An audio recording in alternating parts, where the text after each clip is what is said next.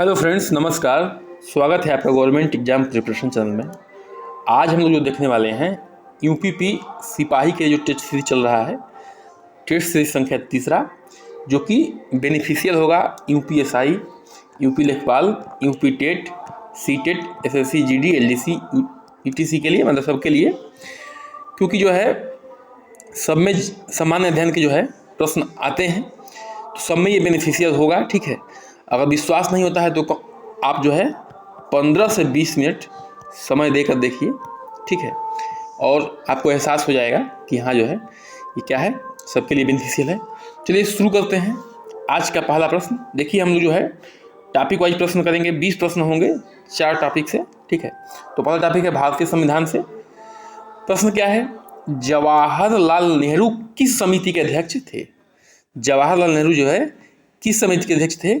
Union power committee के, union constitution committee के, committee for the states के, या ऊपर के सभी के? तो इसका उत्तर हो जाएगा डी, यानी कि ऊपर के सभी के जो है क्या थे, ये जवाहरलाल नेहरू क्या थे, अध्यक्ष थे। यूनियन पावर कमेटी हो या यूनियन कमेटी कॉन्स्टिट्यूशन कमेटी हो, कमिटी फॉर द स्टेट हो, सबके क्या थे, अध्यक्ष थे। प्रश्न संख्या 2 पे आते हैं। राजेंद्र प्रसाद जो है किस समिति के अध्यक्ष थे? राजेंद्र प्रसाद जो है किस समिति के अध्यक्ष थे? Committee on rules of procedure के, स्टीयरिंग कमेटी के, एडहॉक नेशनल फ्लैग कमेटी के, ऊपर के सभी? तो उत्तर हो जाएगा डी, यानी कि ऊपर के सभी क्या थे, ये अध्यक्ष थे। Committee on rules of procedure के भी, स्टीयरिंग कमेटी के भी, एडहॉक नेशनल फ्लैग कमेटी के भी। ठीक है, देखिए इन तीनों कमेटी को जो है आपको याद रखना है, और किसके नाम से? राजेंद्र प्रसाद के नाम से, कि यही जो है इनके क्या थे, अध्यक्ष थे। बहुत बार ऐसे प्रश्न पूछे गए हैं। ठीक है, एक ही जगह कलेक्ट करके रख दिया हूँ कि आप लोग जो है सबको याद कर लेंगे, चाहे ऊपर वाला प्रश्न हो चाहे ये प्रश्न। आगे बढ़ते हैं, प्रश्न संख्या 3 पे आते हैं। प्रारूप समिति यानी कि ड्राफ्टिंग कमेटी का के अध्यक्ष जो है, के अध्यक्ष कौन थे? ठीक है, के अध्यक्ष कौन थे? भाई बहुत सम्मानित लोग हैं, इनको सम्मान देना है। ठीक है, तो प्रारूप समिति यानी कि ड्राफ्टिंग कमेटी के अध्यक्ष कौन थे? जवाहरलाल नेहरू थे, बी.आर. अम्बेडकर थे, सरदार वल्लभ भाई पटेल थे, राजेंद्र प्रसाद थे। उत्तर हो जाएगा बी, यानी कि बी.आर. अम्बेडकर, यानी कि बाबा साहब अम्बेडकर जी थे किसके अध्यक्ष? प्रारूप समिति यानी कि ड्राफ्टिंग कमेटी के अध्यक्ष थे। जो है इसके सलाहकार कौन थे? सलाहकार जो है बी.एन. राव थे। इसको हम लोग पिछले वीडियो में भी देख चुके हैं। अम्बेडकर को इस समिति का क्या चुना गया था? ड्राफ्टिंग कमेटी का अध्यक्ष चुना गया था। वह बॉम्बे प्रेसिडेंसी से संविधान सभा के लिए चुने गए थे। ठीक है, अम्बेडकर जी जो है बॉम्बे प्रेसिडेंसी से संविधान सभा के लिए चुने गए थे। संविधान को संविधान सभा द्वारा अपनाया गया। संविधान को संविधान सभा द्वारा कब अपनाया गया? 26 नवंबर 1949 को, 26 नवंबर 1950 को, 24 नवंबर 1949 को, इनमें से कोई नहीं। तो उत्तर हो जाएगा ए, यानी कि 26 नवंबर 1949 को संविधान सभा द्वारा संविधान को अपनाया गया। लेकिन ध्यान रखिएगा, ये आंशिक रूप से अपनाया गया था। ठीक है, आंशिक रूप से, पूर्ण रूप से नहीं अपनाया गया था इस दिवस को। ठीक है, लेकिन ऑप्शन के हिसाब से यही सही है। लेकिन 26 जनवरी 1950 को, 26 जनवरी 1950 को पूर्ण रूप से अपनाया गया था। ठीक है, प्रभाव में भी आ गया था पूर्ण रूप से। और 26 नवंबर 1949 को आंशिक रूप से अपनाया गया था। मूल संविधान में 22 भाग हैं, 8 अनुसूचियां हैं और 395 अनुच्छेद थे। ठीक है, मूल संविधान में 22 भाग, 8 अनुसूचियां, 395 अनुच्छेद थे। 24 जनवरी 1950 को राजेंद्र प्रसाद स्वतंत्र भारत के पहले राष्ट्रपति बने। 24 जनवरी 1950 को राजेंद्र प्रसाद स्वतंत्र भारत के पहले राष्ट्रपति बने। राष्ट्रीय ध्वज 22 जुलाई 1947 को अपनाया गया। राष्ट्रीय ध्वज को कब अपनाया गया? 22 जुलाई 1947 को ही अपनाया गया था। देखिए सभी पॉइंट जो है इंपॉर्टेंट है, किसी न किसी रूप में एग्जाम्स में पूछे गए हैं। राष्ट्रगान और राष्ट्रीय गीत को 24 जनवरी 1950 को अपनाया गया।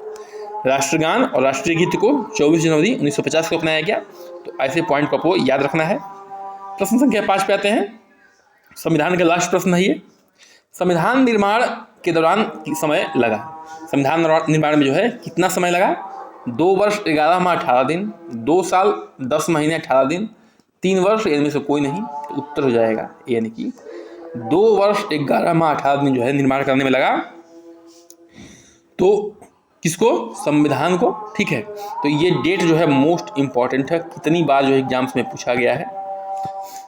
टॉपिक वाइज मैं जो है सारी चीज़ों को कवर कर दूंगा, आप लोग बस मेरे साथ बने रहिए। किस ग्रह को लाल ग्रह के नाम से जाना जाता है? ठीक है, किस ग्रह को लाल ग्रह के नाम से जाना जाता है? बुध को, पृथ्वी को, मंगल को, शनि को? उत्तर हो जाएगा सी, यानी कि मंगल ग्रह को जो है पृथ्वी के सौरमंडल का लाल ग्रह के नाम से जाना जाता है। ठीक है, तो ये मंगल ग्रह के बारे में बात हो रही है, तो मंगल ग्रह के बारे में थोड़ा जानकारी प्राप्त कर लीजिए। मंगल ग्रह के बारे में जानकारी प्राप्त कर लीजिए। आयरन ऑक्साइड की उपस्थिति के कारण जो है ये लाल दिखाई देता है। मंगल ग्रह को लाल ग्रह भी कहते हैं, लेकिन लाल दिखाई क्यों देता है? इसके जो है मिट्टी में आयरन ऑक्साइड मौजूद है। मंगल ग्रह की उपग्रह की तस्वीरें और डेमो है। ठीक है, मंगल ग्रह में उपग्रह, यहाँ पे जो है इस पॉइंट को थोड़ा सा कट कर देते हैं। यहाँ पे जमा हुआ पानी मिला है। ठीक है, जमा हुआ पानी मिला है, मतलब वैज्ञानिकों को जमा हुआ पानी मिला है किस पे? मंगल ग्रह पे। इसके जो वायुमंडल है इसमें कार्बन डाइऑक्साइड की मात्रा 95.1% है, नाइट्रोजन जो है 2.59% है, और जो गैसेज हैं वो 1.94% है। ठीक है, निक्स ओलंपिया यानी कि ओलंपस मॉन्स जो है माउंट एवरेस्ट से 2.5 गुना बड़ा है। ठीक है, जो इसका पहाड़ है, किस पे पहाड़ है? मंगल ग्रह पे, जिसका नाम है निक्स ओलंपिया या ओलंपस मॉन्स। ठीक है, दोनों कहते हैं इसको। वो माउंट एवरेस्ट से 2.5 गुना बड़ा है। तो माउंट एवरेस्ट जो है 8800 के करीब, ठीक है, अबाउट बता रहा हूँ, मीटर ऊंचा है, तो इसका 2.5 गुना जो है अंदाजा लगा लीजिए। ठीक है, इतना जो है ऊंचा है। प्रश्न संख्या 7 पे आते हैं। कौन सा ग्रह जो है सबसे तेज घूमने वाला ग्रह है? कौन सा ग्रह जो है सबसे तेज घूमता है, मतलब कि अपने एक्सिस पे सबसे तेज जो है चक्कर लगाने वाला ग्रह कौन सा है? बुध है, पृथ्वी है, मंगल ग्रह है या बृहस्पति है? ठीक है, अब देखिए इसका उत्तर हो जाएगा डी, यानी कि बृहस्पति। ठीक है, बृहस्पति जो है सबसे तेज घूमने वाला ग्रह है। अब इससे अंदाजा लगा सकते हैं कि बृहस्पति जो है सौरमंडल का सबसे बड़ा ग्रह है, लेकिन औसतन 10 घंटे से कम समय में एक बार चक्कर लगा लेता है। ठीक है, 10 घंटे से कम समय में ही एक बार चक्कर लगा लेता है। बृहस्पति के कुल उपग्रह कितने हैं? कुल उपग्रह जो है 79 है। सबसे बड़ा उपग्रह कौन सा है? गैनीमेडे है। और यह भी कहा जाता है कि मिनिएचर सोलर सिस्टम। किसको कहा जाता है? मिनिएचर मतलब कि छोटा सा सोलर सिस्टम किसको कहा जाता है? वो बृहस्पति को कहा जाता है, ध्यान रखिएगा। प्रश्न संख्या 8 पे आते हैं। शनि ग्रह में कितने वलय पाया जाता है? ठीक है, शनि ग्रह में कितने वलय पाए जाते हैं? 5, 6, 7, 9। तो उत्तर हो जाएगा सी, यानी कि शनि ग्रह में 7 वलय पाए जाते हैं। यानी कि मान लीजिए ये शनि ग्रह है। ठीक है, ये शनि ग्रह है, तो इसमें जो ये वलय है ये 7 है। ठीक है, कितने हैं? ये 7 वलय है ऐसे। ठीक है, तो इसमें कितने हैं शनि ग्रह में वलय? वो 7 है। तो शनि ग्रह के बारे में बात हो रही है, तो जान लीजिए थोड़ा शनि ग्रह के बारे में। सौरमंडल का दूसरा सबसे बड़ा ग्रह है। पीछे से थोड़ा माइक की आवाज़ आ रही है, तो थोड़ा कोऑपरेट करिएगा। ठीक है, सौरमंडल का जो है दूसरा सबसे बड़ा ग्रह कौन सा है? शनि है। 82 उपग्रह हैं इसके। कितने उपग्रह हैं? 82 उपग्रह हैं। टाइटन जो है सबसे बड़ा उपग्रह है किसका? शनि का। शनि का घनत्व जो है जल से भी कम है, यानी कि शनि का जो घनत्व है, यानी कि डेंसिटी है, वो क्या है? जल से भी कम है। इसका मतलब क्या है कि अगर शनि ग्रह को जल में डाल दिया जाए तो वह क्या करने लगेगा? तैरने लगेगा। ठीक है, शनि ग्रह को अगर बहुत बड़ा जलाशय हो उसमें डाल दिया जाए तो शनि ग्रह तैरने लगेगा। इसका मतलब क्या? क्यों? क्योंकि जो है इसका घनत्व जो है जल से भी कम है। सौरमंडल में कितने बौने ग्रह हैं? ठीक है, सौरमंडल में कितने बौने ग्रह हैं, यानी कि ड्वार्फ प्लेनेट हैं? जैसे कि अपना प्लूटो है। प्लूटो क्या है? ड्वार्फ प्लेनेट है। 3, 4, 5, 6। तो उत्तर हो जाएगा सी, यानी कि 5 जो है बौने ग्रह हैं सौरमंडल में। उनका नाम जान लीजिए। एक तो प्लूटो है, सेरेस है, हाउमिया है, मेकेम है और एरिस है। ये 5 जो हैं क्या हैं? बौने ग्रह हैं। ठीक है, ये 5 जो है बौने ग्रह हैं। प्रश्न संख्या 10 पे आते हैं। क्षुद्र ग्रह जो है किसके कक्षाओं के बीच हैं? क्षुद्र ग्रह जो पाए जाते हैं वो किनके कक्षाओं के बीच स्थित हैं? बृहस्पति और मंगल के, बृहस्पति और शनि के, पृथ्वी और बृहस्पति के, इनमें से कोई नहीं, उत्तर हो जाएगा यानी कि बृहस्पति और मंगल के ग्रह के बीच जो है क्षुद्र ग्रह पाए जाते हैं, यानी कि इनकी कक्षाओं के बीच। जैसे मान लीजिए कि सन है तो, और ये मंगल है, ठीक है, ये मंगल है, और ये क्या है, ये मान लीजिए कि बृहस्पति है, बृहस्पति है। तो इनके ग्रह, इनके जो है इनके कक्षाओं के बीच जो है ये क्षुद्र यानी कि छोटे छोटे जो एस्ट्रॉइड पाए जाते हैं, ठीक है, और ये भी सूर्य का चक्कर लगाते हैं, ये ध्यान रखना है। प्रश्न संख्या 11 पे आते हैं, लेकिन ये किसका पोर्शन है, विज्ञान का पोर्शन है। निम्नलिखित में से कौन सा सही सुमेलित है, निम्नलिखित में से कौन सा सही सुमेलित है आपको बताना है। समुद्र की दूरी जो है नॉटिकल माइल्स में मापी जाती है, बिजली जो है मेगावाट में नापा जाता है, जल प्रवाह की दर जो है क्यूसेक में नापा जाता है। तो बिल्कुल देखिए तीनों के तीनों क्या है सही है, यानी कि उत्तर क्या हो जाएगा, डी हो जाएगा। समुद्र को नापने की जो है इकाई हो क्या है, नॉटिकल माइल्स है। बिजली को नापने का जो इकाई है क्या है, वो मेगावाट है। जल की प्रवाह को नापने का जो इकाई है वो है क्यूसेक है, ठीक है, ध्यान रखना है आपको। थोड़ा और जानकारी प्राप्त कर लेते हैं इसके बारे में। एक नॉटिकल माइल में कितना होता है, 1852 मीटर होता है। 1852 मीटर किस में होता है, एक नॉटिकल माइल्स में होता है। एक मेगावाट में कितना होता है, 10 to the power 6 watt, 10 to the power 6 watt जो होता है एक मेगावाट में होता है। एक क्यूसेक में कितना होता है, 28.317 लीटर पर सेकेंड, यानी कि 28.317 लीटर एक सेकंड में निकलता है, उसको क्या कहते हैं, एक क्यूसेक कहते हैं। प्रश्न संख्या 12 पे आते हैं। निम्नलिखित में से कौन सा जो है सुमेलित है, ठीक है, इनसे कौन सा सुमेलित है। ओजोन की परत की मोटाई किस में नापते हैं, डाल्टन यूनिट में नापते हैं। विद्युत प्रवाह जो एम्पियर में नापते हैं। बिजली का आवेश नापते हैं कूलम में। तो ये उत्तर हो जाएगा डी, यानी कि तीनों सही है, ठीक है। ओजोन परत की मोटाई जो है डाल्टन नापते हैं, बिल्कुल सही है। विद्युत प्रवाह जो एम्पियर में नापते हैं, बिल्कुल सही है। बिजली का आवेश जो है कूलम में नापते हैं, बिल्कुल सही है। तो तीनों जो है क्या है, बिल्कुल सही है। एक डाल्टन यूनिट में कितना होता है, 10 to the power -6 metre, 10 to the power -6 metre जो होता है एक डाल्टन यूनिट में होता है, यानी कि इतनी पतला जो है एक डाल्टन बराबर होता है, सोच सकते हैं आप लोग। प्रश्न संख्या 13 पे आते हैं। निम्नलिखित में से जो है कौन सा सुमेलित है, निम्नलिखित में से कौन सा सुमेलित है। ध्वनि की तीव्रता जो है डेसिबल में नापते हैं।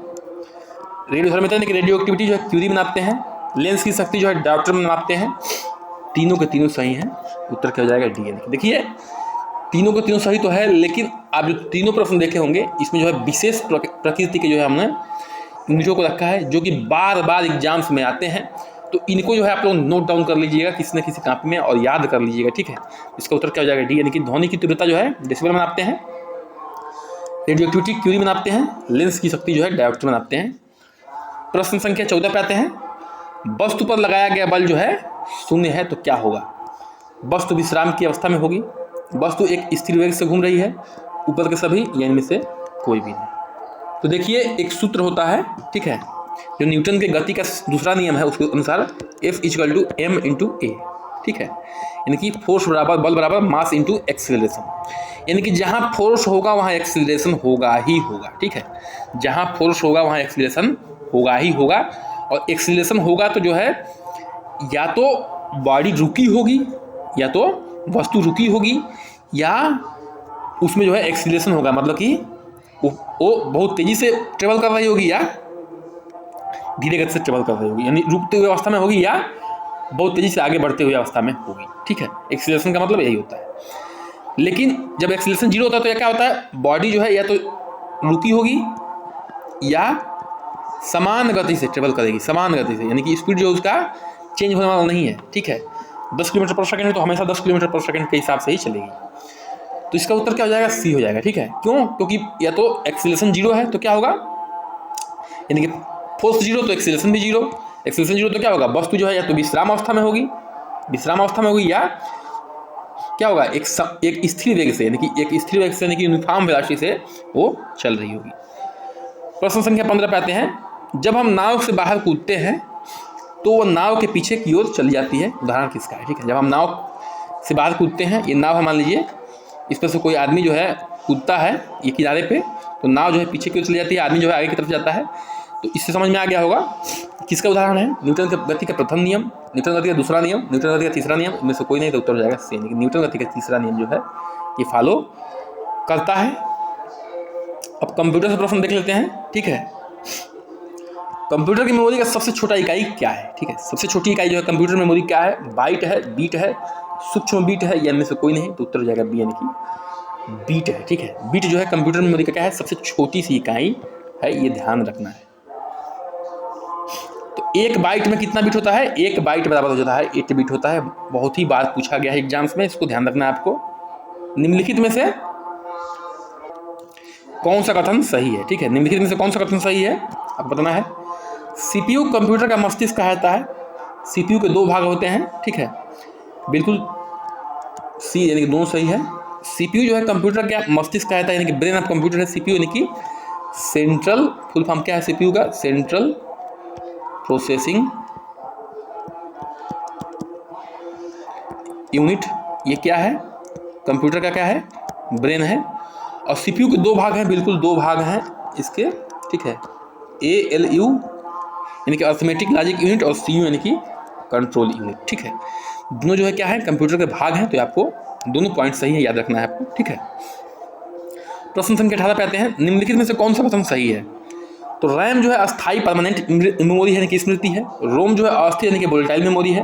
दोनों सही है, इनमें से कोई नहीं सही है, तो उत्तर हो जाएगा डी, यानी कि इनमें से कोई भी सही नहीं है।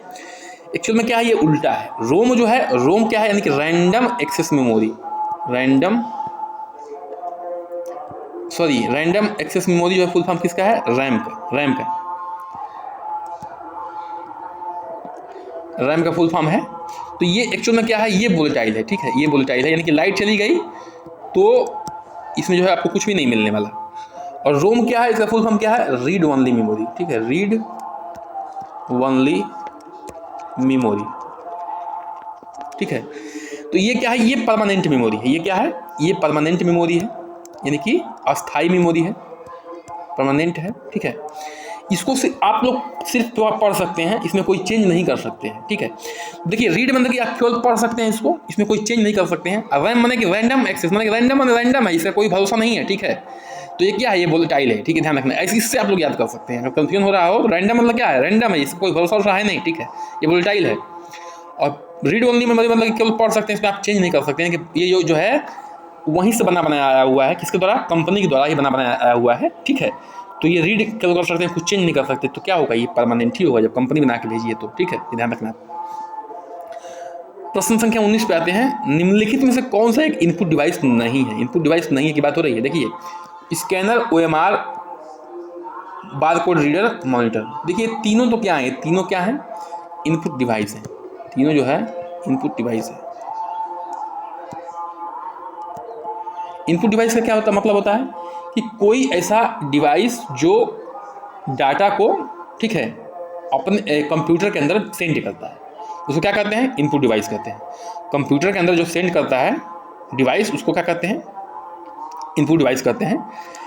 तो स्कैनर, देखिए आपने स्कैन करते देखा होगा, वो जाता कंप्यूटर में ही है। OMR, ठीक है, ऑप्टिकल मार्क रीडर, इसका फुल फॉर्म है OMR का। OMR जो है क्या करता है? जो OMR सीट पे जो पेंसिल से रंगते हैं या डॉट पेन से, उसको रीड करता है। बार कोड रीडर आप लोग हर प्रोडक्ट पे आप लोग बार देखे होंगे, ऐसे बार देखे होंगे, और जब मॉल में उधर में जाते होंगे देखते होंगे, इसको रीड कराता है वो। ठीक है, बार कोड रीडर से। तो वो भी क्या करता है? कंप्यूटर को ही इनपुट देता है। तो ये तीनों क्या है? इनपुट डिवाइस है। मॉनिटर क्या है? मॉनिटर जो है एक्चुअल में आउटपुट डिवाइस है। तो उसका उत्तर क्या हो जाएगा? डी हो जाएगा। ये नहीं है, आउटपुट डिवाइस है। यहाँ पे जो है हम लोग रिजल्ट को क्या करते हैं? देखते हैं। ठीक है, OMR का फुल फॉर्म याद कर लीजिए, ऑप्टिकल मार्क रीडर। प्रश्न संख्या 20 पे आते हैं। निम्न में से कौन सा आउटपुट डिवाइस नहीं है? आउटपुट डिवाइस नहीं है की बात हो रही है। मॉनिटर तो आउटपुट डिवाइस है, इस पर जो है हम लोग अभी जान चुके हैं। रिजल्ट को देखते हैं। प्रिंटर जो है प्रिंट करता है, इस पर भी रिजल्ट को देखते हैं। ट्रैक बार और जॉयस्टिक जो है, ये उसका उत्तर हो जाएगा सी, यानी कि ये आउटपुट डिवाइस नहीं है। ठीक है, ये क्या है? ट्रैक बार और जॉयस्टिक जो है, ये क्या है? ये इनपुट डिवाइस है। क्या है? इनपुट डिवाइस है। ये जो हम गेम्स वगैरह बच्चे खेलते हैं, उसमें जो है जो गेम्स का सॉफ्टवेयर को जो वो देते हैं, डायरेक्शन देते हैं, वो किससे देते हैं? ट्रैक बार और जॉयस्टिक से ही देते हैं। तो ये इतना जो है आज के सेशन में रहा हमारा। ठीक है, इसी के साथ जो है आज का सेशन हमारा क्या होता है? समाप्त होता है। और वीडियो अच्छी लगी तो कृपया करके चैनल को सब्सक्राइब करिए, लाइक करिए, शेयर करिए, कमेंट करिए और बने रहिए हमारे साथ। नमस्कार, जय हिंद।